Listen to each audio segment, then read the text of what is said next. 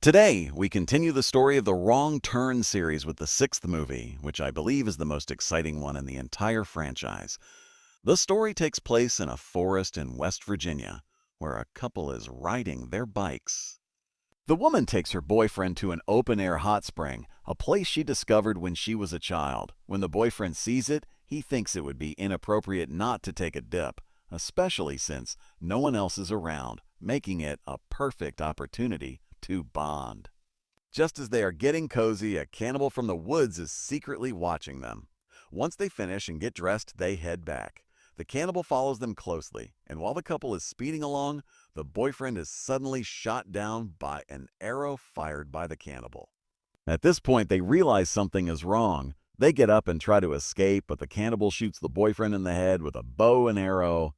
The woman, seeing this, has no time to think and turns to flee on her bike. Unfortunately, she triggers a cannibal trap, and her eyes get caught in a barbed wire. The three cannibal brothers then pull the wire tight and, with a swift motion, decapitate her. Meanwhile, the male protagonist Danny is driving with his girlfriend Tony, heading to the mountains accompanied by their friend Vic. The reason for this trip is that Danny recently learned some family news from a nearby mountain village, where a large estate awaits him to inherit. There are four other people with them: Rod, Brian, Jillian, and Charlie, who had a car breakdown on the way and couldn't catch up with Danny's vehicle. The scene shifts to the estate where the hostess, Sally, is made up and waiting for Danny's arrival, along with the master of the estate, Jackson. They are siblings and Danny's cousins. The family has a tradition of incestuous breeding, believing it ensures pure bloodlines for their descendants. The problem is that most of the family members are deformed, so they turn to Danny, a normal person, to continue the bloodline. Sally says she can't wait and is eager to have an intimate conversation with Danny soon. Danny and his group arrive at the secluded and mysterious Hot Springs estate.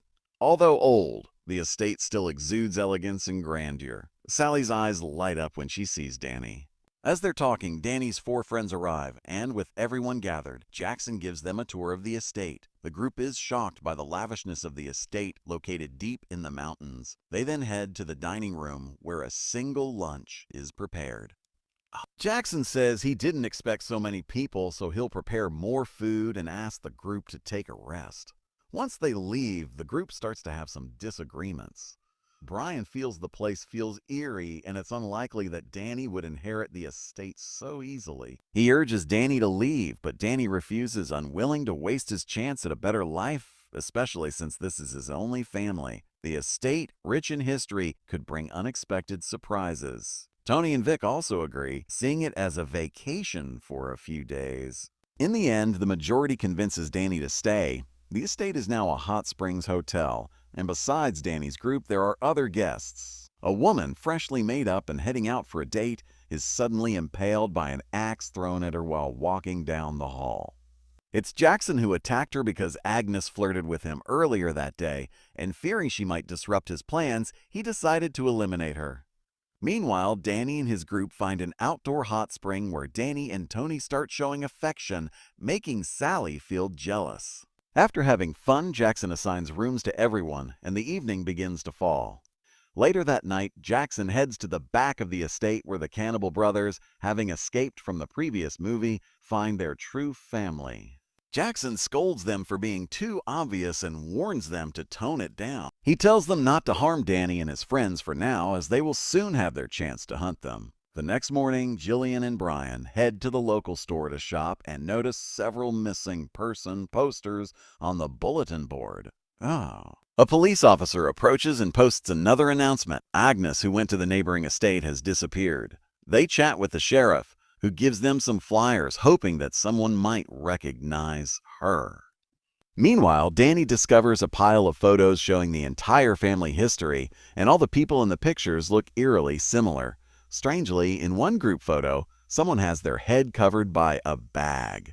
Jackson interrupts their conversation and takes them to a weapons room filled with various guns. The most intriguing item for Danny is a bow, which Jackson says belonged to his grandfather, a skilled hunter. Seeing Danny's fascination with the bow, Jackson takes him outdoors to teach him how to hunt. Soon, a prey animal appears and Danny hits the target with an arrow. This event sets Danny on a new path. However, unbeknownst to Danny, it's not him but Three Finger who killed the police officer. At the same time, the officer struggles briefly before being taken out back. With Danny, Jackson hands him a knife and tells him to finish off the deer. Though it sounds brutal, he tells Danny that if he wants to inherit the family business, he must accept the traditions. Danny kills the deer with a single stroke, and the blood splatter gives him a thrill he's never felt before. Meanwhile, Vic is worried about Danny and goes looking for him in the back of the estate. He stumbles upon Sawtooth eating the dead deer, and in fear, he tries to run away.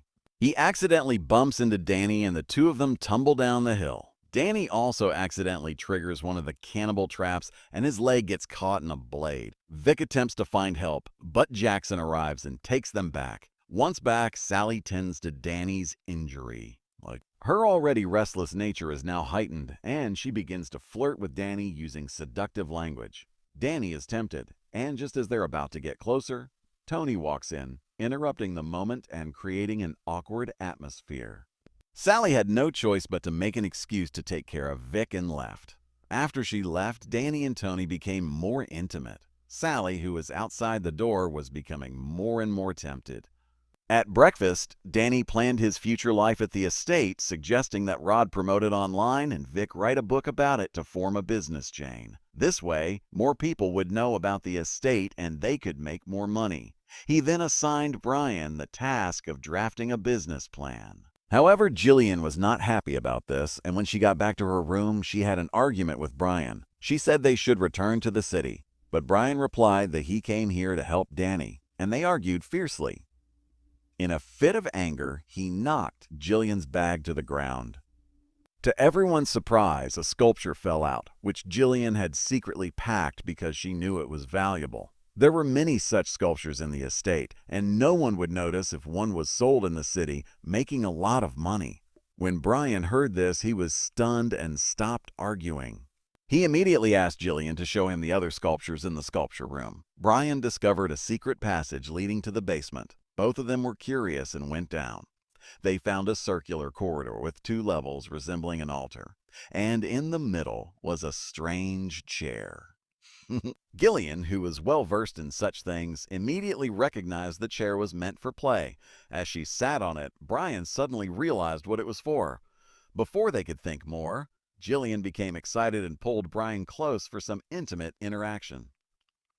Sally, hiding nearby, was itching with desire. Suddenly, One Eye appeared behind them. Three Finger used a knife to finish off Jillian. Just as he was about to deal with Brian, Sally stopped him, saying they should wait.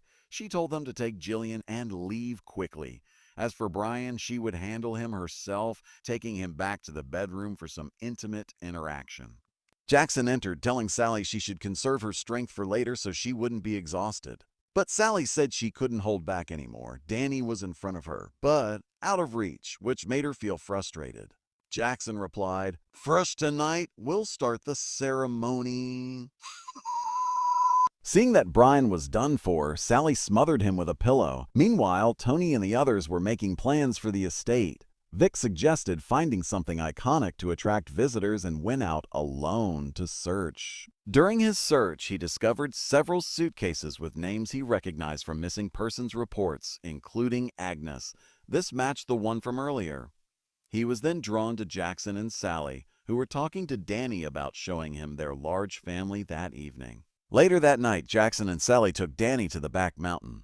Vic, worried about the danger, followed them secretly. They arrived at a small village filled with deformed people. After sitting down, Jackson began recounting the family's history. He said that long ago, 3 families came to this place, and after many years of war, their family emerged victorious and claimed the land as their own. As he spoke, Jackson poured Danny a glass of homemade red wine, telling him that drinking it would officially make him part of the family. But after Danny drank it, he suddenly felt a wave of bloodlust. Jackson explained that they killed innocent people because they trespassed on their land, weakened the family, and contaminated their bloodline. To preserve their pure bloodline, they only allowed incestuous marriages. Since Jackson was unable to bear children, he sought Danny for this purpose. Danny was confused, and before he could react, Sally suddenly kissed him. Vic, who had been watching from behind, was spotted by Sawtooth and was captured. Taken to the village, Vic panicked and kept calling out to Danny, who felt a strange sense of familiarity with him. Jackson told Danny, "You're drunk, you don't know him," successfully brainwashing Danny and dismissing Vic's life as unimportant. Then Three Finger used a knife to deal with Vic. The blood flowing excited the deformed villagers. Sally took a bowl to catch the blood and also filled a bowl for Danny. In his dazed state, Danny drank it without thinking.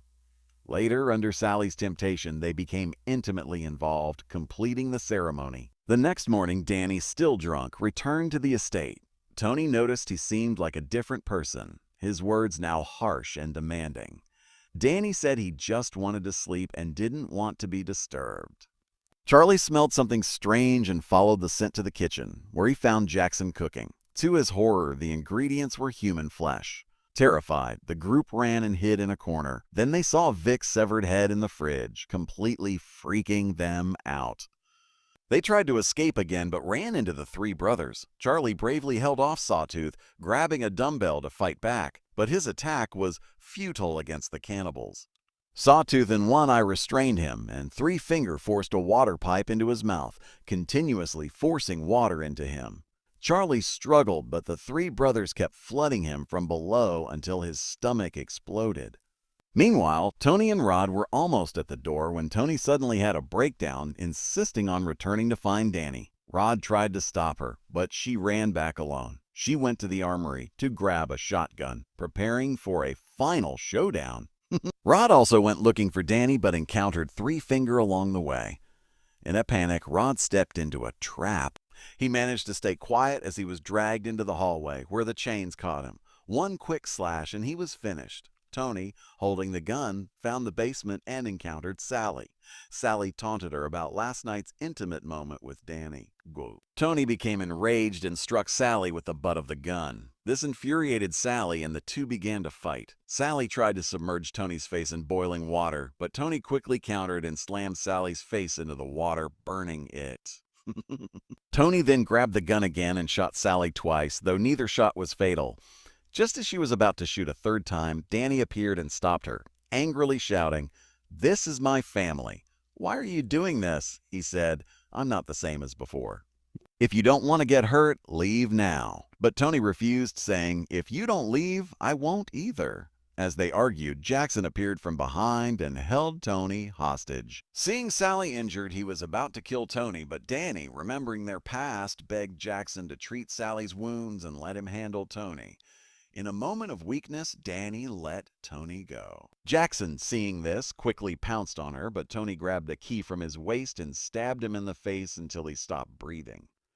Seeing this, Danny lost it. "Just when I found my family, you made me lose them," he said. The three brothers appeared and finished Tony off from behind with knives. Soon after, the Hot Springs estate opened and Danny became the owner. He met a woman and asked her how the food was. She said it was delicious. When Danny entered the kitchen, he saw the three brothers grinding meat. I won't say what kind of meat it was. Then they went to the basement where Danny called the three brothers to observe his and Sally's intimate moment, ensuring the family line continued. The movie ends here.